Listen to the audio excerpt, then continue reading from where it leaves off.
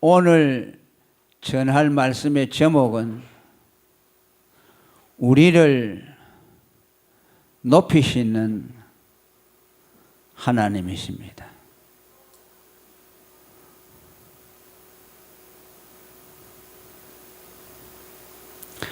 오늘 읽은 말씀 1절에 보면은 환난 날에 여호와께서 내게 응답하시고 라는 말씀이 있습니다. 여기 내게라는 말씀의 주인공은 다윗 왕을 말씀합니다. 하나님이 다윗에게 그가 환난을 당할 때 하나님이 그에게 응답해 주셨다는 말씀입니다. 다윗은 영광을 많이 받기도 했지만 환난이 많은 사람이었습니다. 어려서부터 형제들이 많지만 그 가운데서도 가장 어중뱅이로 취급을 받았습니다. 매일 그는 집에서 굳은일, 허드렛 일만 맡아서 담당하는 막둥이였습니다. 날마다 밖에 나가서 들판에서 양을 치며 형들의 심부름을 하는 일로 소일을 했습니다. 하나님이 이스라엘의 초대 왕을 세우고 그 다음에 두 번째 왕을 세울 때 이새의 아들 가운데 한 사람을 왕으로 세우시기로 사무엘에게 말씀을 했습니다. 그래 그 이새의 집에 가니까 아들들이 있는데 그 형들 7이 다 나왔는데 하나님이 아니라고 하는 겁니다. 이 아들들은 왕의 제목이 아니다 라고 말했습니다. 그 이새는 막내 아들 다윗을 아들 취급도 하지 않았습니다.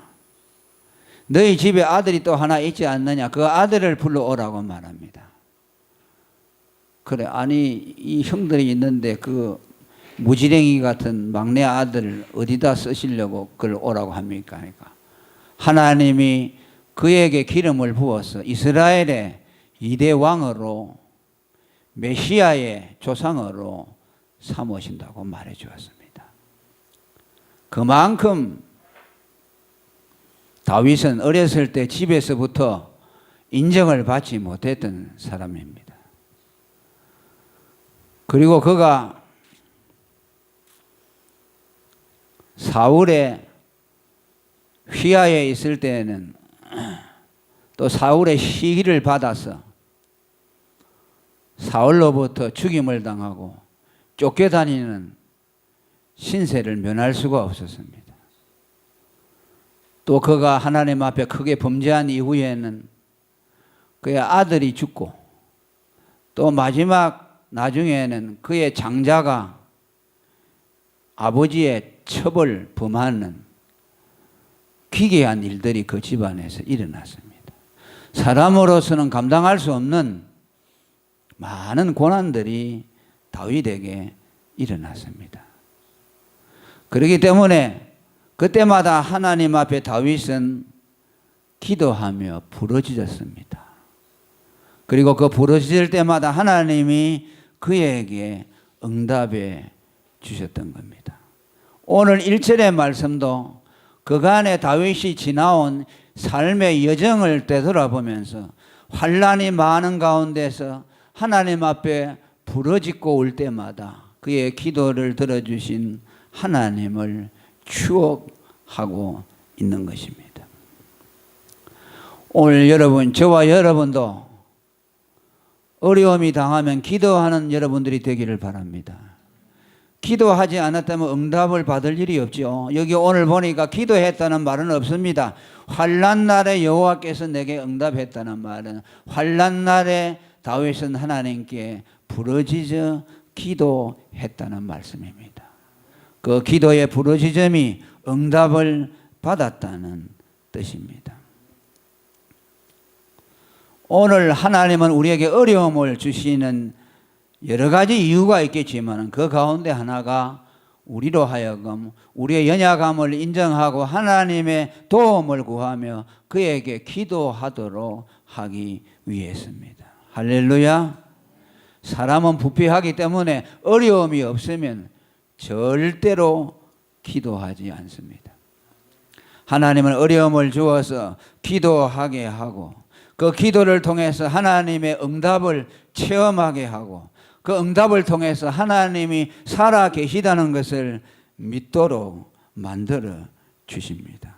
그리고 그는 그 기도 응답의 경험을 가지고 계속해서 하나님 앞에 기도하게 됩니다. 왜? 기도가 재미가 있게 됩니다. 아, 기도하니 하나님이 들어주시는구나 라는 것을 경험하게 될 때에 그는 기도의 사람으로 바꾸어지는 것입니다.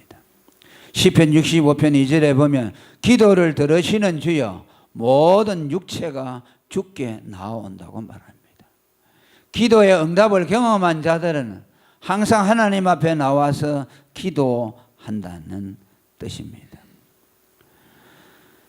그리고 하나님은 우리에게 기도를 응답하심으로 우리를 높여주실 뿐만 아니라 하나님 자신이 그것을 통해서 높임을 받으십니다. 하나님이 우리의 기도를 들어준다는 거 얼마나 신나는 일입니까? 우리를 높여주는 거죠. 아, 하나님이 내 기도를 들어주셨다. 나 같은 것이 무엇인데 나의 눈물을 보시고 나의 부르짖음을 보시고 그것을 외면하지 않고 들어주셨구나라는 생각을 할 때에 우리는 기고만장해지지요. 야, 나는 대단한 사람이구나. 나는 하나님의 기도에 응답을 받는 사람이구나. 살아계신 전능하신 하나님이 나의 기도를 들어주시는 분이구나. 그 경험을 하게 될 때에 우리는 천군만마를 얻은 것처럼 자신감을 갖게 되고 또 그것을 통해서 하나님께 영광을 돌리게 됩니다. 시편 50편 15절에 보니까 환난 날에 나를 부르라 내가 너를 건지리니 네가 나를 영화롭게 하리라고 말합니다. 할렐루야. 여러분은 어려움을 당할 때 기도하시기 바랍니다.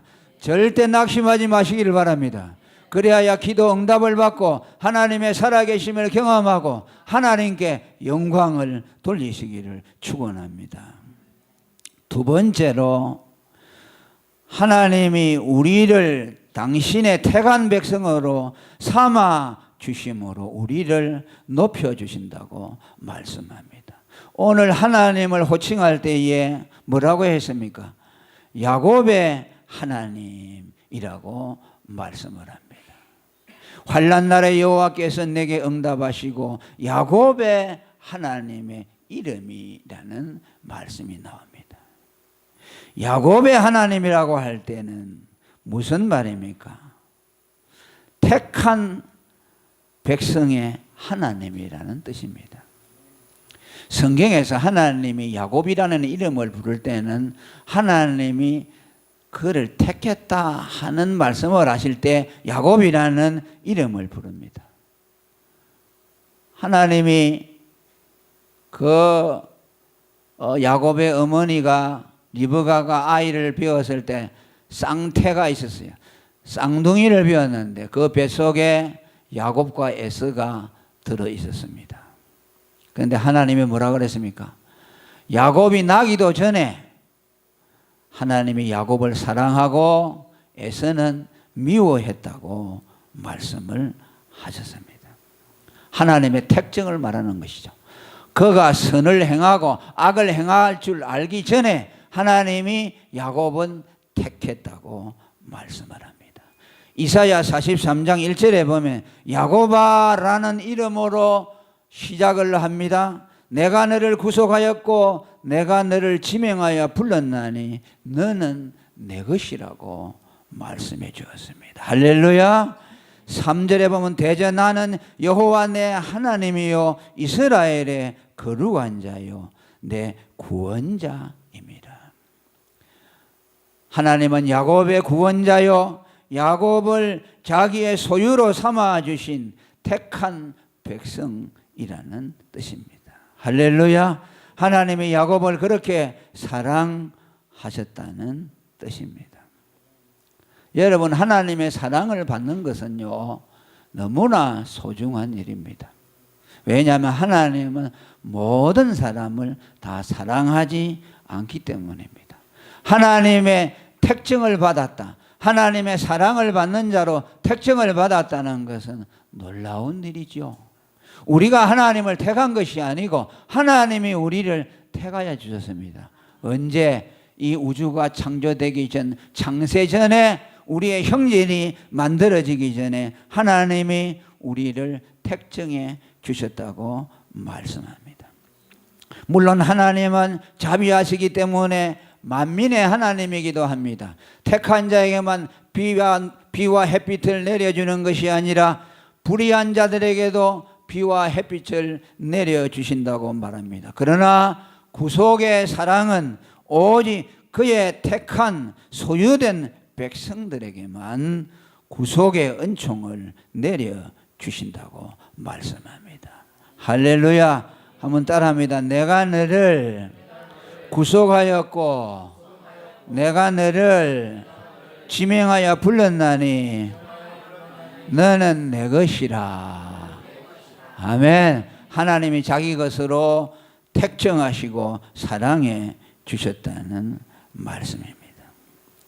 아모스 3장 2절에 보면 내가 땅의 모든 족속 중에 너희만 알았다고 말씀합니다. 여러분, 하나님은 외골수입니다. 모든 사람을 다 사랑하는 것이 아니고 창세전에 그리스도 안에서 택정한 사람들만 사랑해 주십니다. 오늘 그 안에 저와 여러분이 들어가세요. 아멘. 여러분, 하나님은요, 누구나 그를 사랑하거나 그의 사랑을 입을 수 있는 것이 아닙니다. 여러분이 그저 우연히 어쩌다가 내가 예수를 믿어봐야 되겠다, 그렇게 해서 믿은 것이 아니고 하나님의 창세전에 택정함을 받은 사람만 하나님이 그를 불러주시고 중생시켜주시고 복음으로 불러주시고 믿음을 선물로 주셔서 예수 믿게 하는 겁니다. 그러니까 이거는 소수의 선택받은 사람들에게만 주어지는 특권입니다. 초전 피플이라고 하죠. 택함을 받았다는 것은 특권이죠. 우리가 그런 하나님의 사랑을 받은 것입니다. 데살로니가 후서 2장 13절에도 하나님이 처음부터 너희를 택하사라고 말씀합니다. 처음부터 택했다는 말은 영원전 창세전부터 우리를 택했다는 말씀입니다.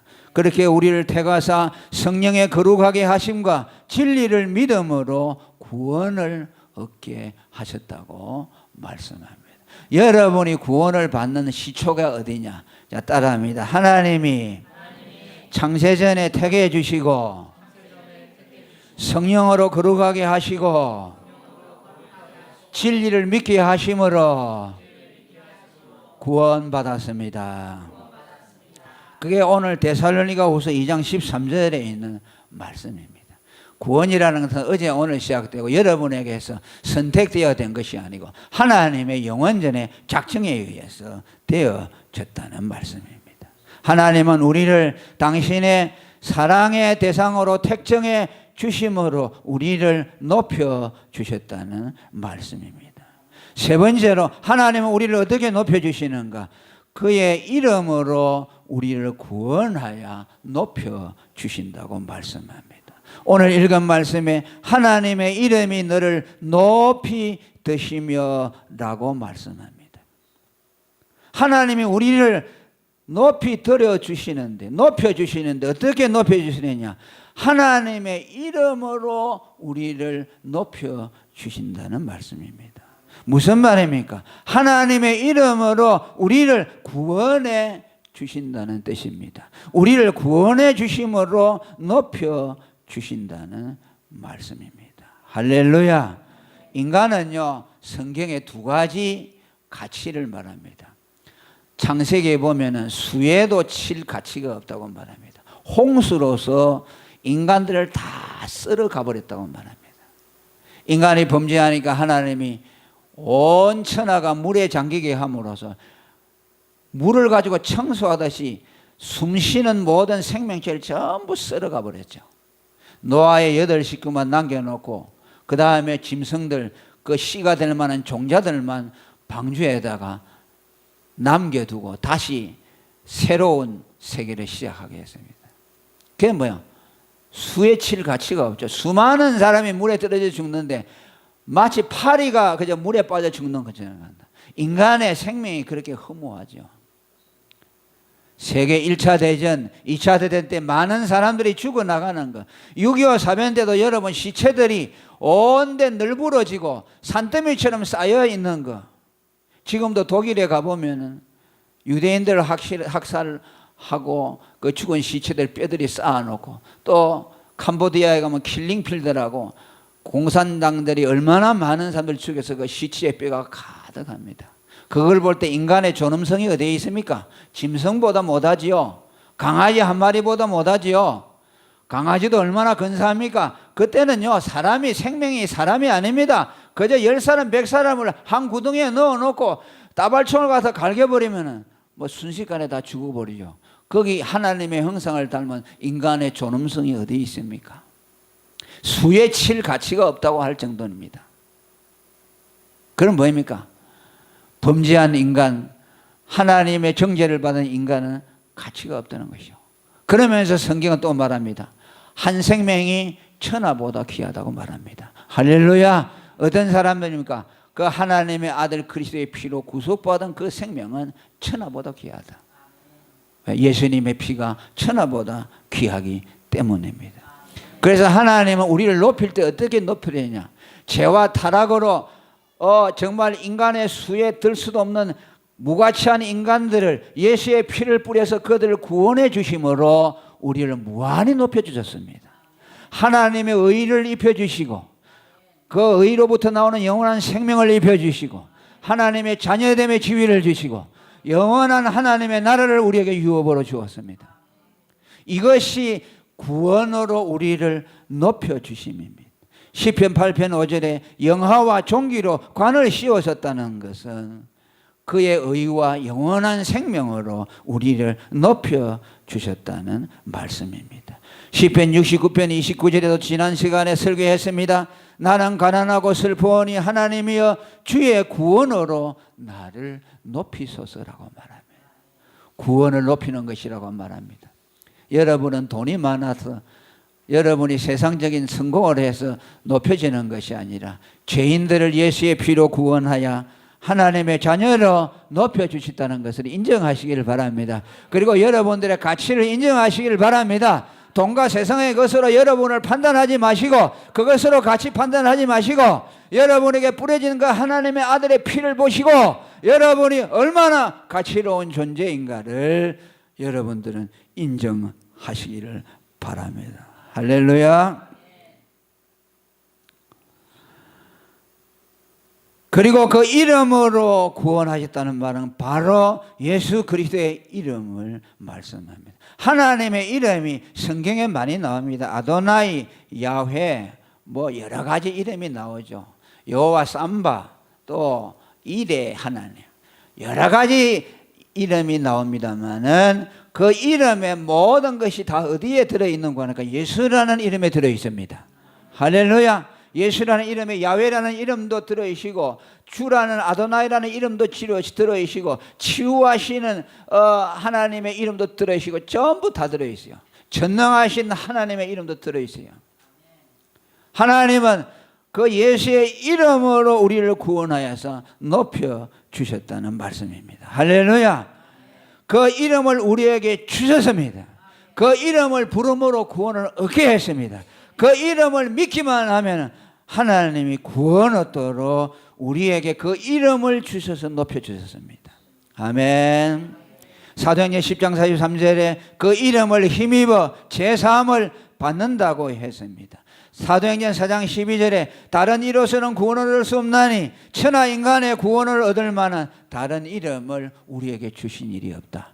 예수 이름을 우리에게 주심으로 그 이름으로 제사함을 주시고 구원을 주심으로 우리를 한량없이 높여주셨다는 뜻입니다. 그 이름으로 하나님 앞에 기도할 수 있도록 만들어 주었습니다. 너희가 지금까지는 내 이름으로 아무것도 구하지 아니했지만 이제부터 내 이름으로 너희가 구하면은 아버지의 이름으로 시행하리라고 예수님이 말씀하셨습니다. 우리에게 그 이름을 주셨다는 것이 얼마나 영광스러운지 모릅니다. 여러분에게 그의 이름이 있다는 것을 영광스럽게 생각하시기를 바랍니다. 성전 미문에 앉아있는 그 안전병에게 예수 이름을 내게 준다고 말했습니다. 금과 금은 없지만은 내게 있는 것을 내게 주노니 나사렛 예수 그리스도의 이름을 준다고 말했습니다. 그 이름을 믿을 때에 그 안전병이는 그 자리에서 일어났습니다. 계시록 14장 1절에 보면은 14만 4천 구원 얻는 무리의 이마에 보니까 어린 양의 이름과 그 아버지 하나님의 이름이 그 이마에 쓰여 있다고 말씀합니다. 아멘. 여러분들의 이마에 이름이 있어요. 하나님의 그 MRI로 다 보면 이름이 다 있어요. 여기 어린 양 예수님, 하나님 아버지 이름이죠. 그 뭐야? 하나님의 것이요. 우리에게 이름을 주었어요. 우리에게 명패를 붙여주었어요. 아멘. 예수님의 이름과 하나님 아버지의 이름을 명패를 붙여주었어요. 그 다음에 성령으로 인쳐주었어요. 아멘. 그러니까 우리에게 성부, 성자, 성령 삼위 하나님이 우리에게 보증되어 있어요. 얼마나 영광스럽습니까? 그래서 우리를 향해 뭐랍니까? 너 하나님의 사람아. 아멘. 얼마나 영광스러워요. 무슨 뭐 국회의원, 장관, 대통령이 아니라 너 하나님의 사람아. 그죠? 부산의 그 배경희 목사님은 항상 설교할 때 그 사회자 그래요. 하나님의 종이 나오셔서 말씀 전하겠습니다. 그래요. 그 목사님은요, 하나님의 종이라는 말을 제일 좋아했어요. 영광스럽게 생각해요. 저도 그 이름을 제일 좋아해요. 너는 하나님의 사람이다. 아멘. 너는 하나님의 종이다. 너는 하나님의 쓰시는 사람이다. 그 이름을 우리에게 주었어요. 예수쟁이. 아멘. 그리스도인이라는 이름이 처음에 안디옥 교회 교인들에게 붙여졌어요. 오늘 말하면 예수쟁이죠. 얼마나 영광스럽습니까? 그 이름을 우리에게 주심으로 우리를 한량없이 높여주셨습니다. 할렐루야. 우리를 높이신 하나님을 찬송합니다. 할렐루야. 이 이름의 영광을 위해 사시기를 바랍니다. 이 이름을 높이시기를 바랍니다. 구원을 주시는 예수 이름을 끝없이 찬송하시기를 바랍니다. 이 이름을 사람들에게 자랑하시기를 바랍니다. 할렐루야. 통성으로 기도하겠습니다.